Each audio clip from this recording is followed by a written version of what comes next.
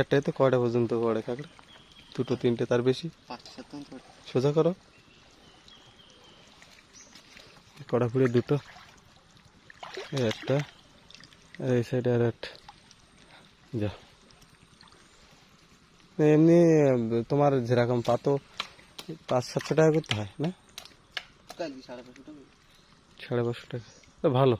কিসে পড়া? আমি পড়ি। পড়ালেখা বাদ দিয়েছো? পড়ালেখা না করলে হবে?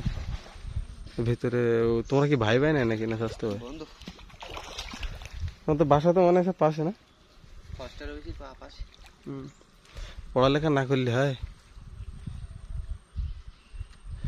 আজকে কতটা পেয়েছে? মোটামুটি কিলো 3-4 খাবে না।